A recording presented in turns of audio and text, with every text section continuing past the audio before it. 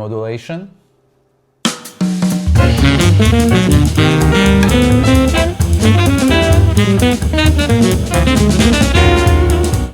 Modulation roughly means a change of key. There are three kinds of modulation. Also, these three variations are valid for classical music theory as well. And also, after explaining the three variations, I will talk about the very important issue about modulation. And we have all these chord progressions on the base of one key, and also we have modulation, change of key. But there's something in the middle of the modulation and the main key. We call this secondary tonal area. I took that term from Robert Ottman's advanced harmony book because it closes a lot of gap in understanding modulation or the change of modulation, or sometimes we have sections, it's close to modulation, but it doesn't have enough space to call that section as modulation. This is secondary tonal area. After learning that definition about secondary tonal area, I have very clear picture about the modulation, because that starts from, it's going degree by degree. The first one is the tonicization, and we receive the tonicization by means of secondary dominant, right? And then we expand our harmonic progressions, harmonic vocabulary. Then the end of that structure is modulation, but in between of these two structures, secondary tonal area. Because modulation is a kind of the formal aspect of composition. I mean, of course, you can get different kinds of harmonic structures to develop your modulation sections, but in terms of structural value, it has the formal purpose. And that's why to get modulation in your pieces,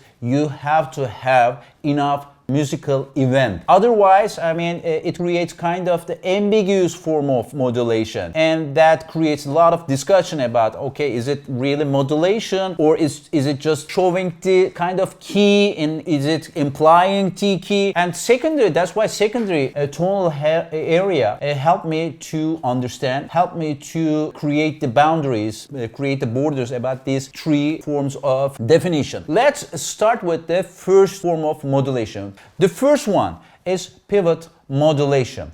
And pivot modulation creates the kind of intersection between the two keys, and by means of that intersection, you can have smooth transition to new key. I will show the example from C major key to F major key. Okay, the first one is pivot modulation.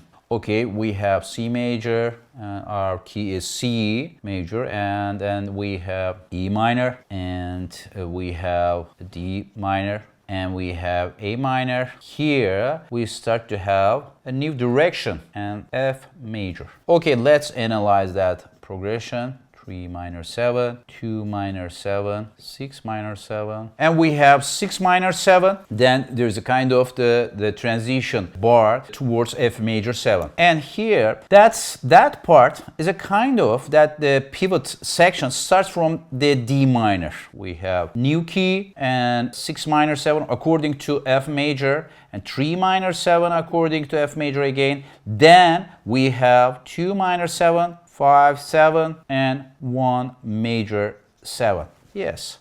And we have 2, 5 here, and then the resolution here. Of course, you can have an analysis for part on according to C major. If you want to do this, we have 5, 7, or 4. Okay, and there is no big difference in terms of analysis. But that explains us the pivot section for our modulation. Let's hear that progression. C major 7, E minor 7, D minor 7, A minor 7, then G minor 7, then C dominant 7, then this is the new key, F major 7, which is called pivot modulation. The next one is sequential modulation. And for sequential modulation, the most common and the most traditional form of sequential modulation in jazz music executed by extended dominant series. And extended dominant series is a kind of series on the basis of the dominant resolution, and you have to have at least 4 dominant chords. Let me show the example for the sequential modulation. The second one, sequential modulation. Okay, let's start with C major And again, I'm trying to go to F major on the basis of sequential modulation. And we have A minor 7 again. Then we have the extended dominant series. A dominant 7, then D dominant 7, G dominant 7, and C dominant 7. Then we have F major. Okay, this is 1 major 7, 3 minor 7. Then we have the extended dominant series here. And for the extended dominant, because of that pattern relationship, and we start to hear that chord progression not in the sphere of the C major tonality, because of that pattern creates the kind of the non-functional relationship. That's why we don't need to use the Roman numeral analysis, and we will call, especially in the non-functional harmonic structure explanation, we call the descriptive analysis. For our description, we use 3 our starting point according to F major. Then we have dominant resolution patterns, and this is our new key. Okay, let me play this for you. C major 7, A minor 7, then A dominant 7, D dominant 7, G dominant 7, C dominant 7, and this is our new key. This is sequential modulation. And I'll explain the last form of modulation, which is a direct modulation. And the last form of modulation is direct modulation. The third one is direct modulation. Okay. And there's no sequence or there's no transition and no pivot chord at all. According to the formal side of composition, formal structure of the composition, then you can jump to any key you want. For example, I start with again C major 7 and A minor 7. This is our diatonic chords. D minor 7 and G dominant 7. Then, for example, I just wanted to my new key, like let's A major 7. Okay, there is no structural connection between C major 7 and A major 7, and no transition, no pivot chords, no harmonic progression towards A major 7. That's called direct modulation. 6 minor 7, 2 minor 7, 5 dominant 7, and this is our new key, 1 major 7. Let's hear the progression. C major 7, A minor 7, D minor 7, G dominant 7, then it sounds so refreshing, right? Because, I mean, there's no transition. That's why it happens so suddenly that you can get kind of the refreshing quality of the chord progressions. But the special definition about the modulation form is that it's coming from the secondary tonal area, as I said before. And secondary tonal area creates a kind of the very important link between the keys and modulation, because it's a kind of in the middle. But according to formal structure, you can define the secondary tonal area in a very simple way. Let me explain secondary tonal area. For example, we have, this is secondary tonal area. For example, we have C major 7, A minor 7 again, 1 major 7, 6 minor 7, then we have B flat minor 7, E flat dominant 7, and A flat major 7. Okay, this is our 5 of 2, and we have dominant resolution here, and this is flat 6 major 7. Okay, that part is called secondary tonal area, because that 2-5 pattern gives us the key of A flat major. But because of the space that progression occupies, it doesn't sound like the modulation. And also, there's another factor. That's why the harmonic region video is very, very important. Why? Because that gives us the structural connection about the remote keys. And according to that remote keys, we can define according to sectional division of our composition. We can say that, okay, if it occupies enough space to call modulation, we can say that, okay, this is modulation.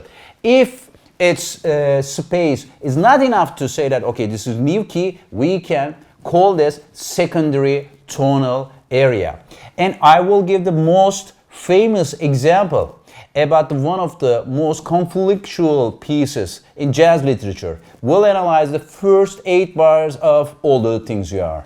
Okay, the first chord, F minor 7. Then we have B flat minor 7. Then E flat dominant 7, A flat major 7. We have D flat major 7, G dominant 7, and this is C major 7. Okay, it has a lot of discussions about the analysis. Because of the lack of the definition of secondary tonal area, many people get confused about the harmonic structures. And let me analyze that first 8 bars according to harmonic region definitions, according to secondary tonal area, and the modulation definitions. Okay, and let's start with the first chord. This is F minor 7. Okay, according to that progression, I can hear the key as C major 7. I know it sounds weird for you.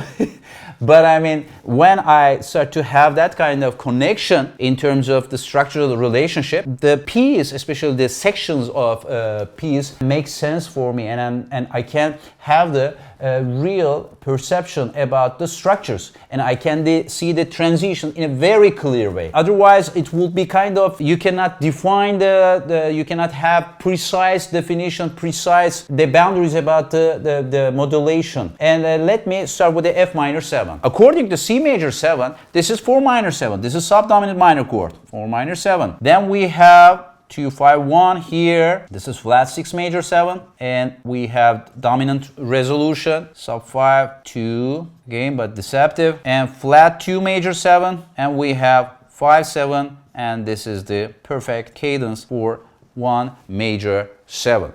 Okay, we have secondary tonal area. It's a kind of, that part sounds like it could be A flat major, it could have F minor key, and also when you have that, when you connect these structural points, according to C major, it makes sense about the first 8 bars. And there's no modulation because there's no enough space to create modulation for that 8 bars. Okay, let's hear the chord progressions.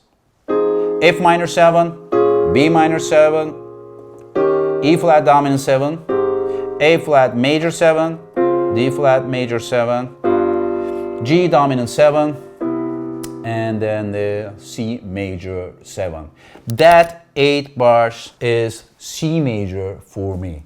And when I have that, when I gain that approach, and probably you all know about the real books, and we have 1,000 pieces, and if you don't have that kind of approaches, it doesn't have to be in that way, but if you don't create a unified approach, I mean, it's a huge repertoire. But when you get that kind of approach about the chord structures, then you start to analyze all this crazy repertoire in a very comfortable way. I mean, by means of that approach, I can analyze the whole literature in 30, maybe just 40 pieces, because the harmonic patterns, the structures happen in the same way. When you have that pattern recognition, you can see the parts, you can see the whole, you can see the connection between parts and whole,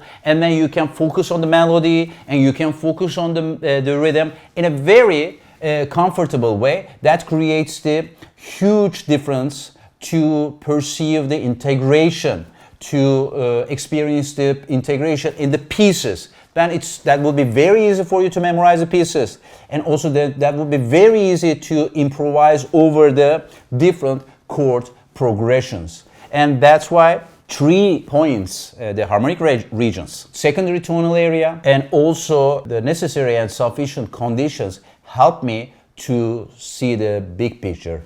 And I hope I can show you the big picture about the chord structures. Then you can leave yourself to the joy of music. And see you in the next video.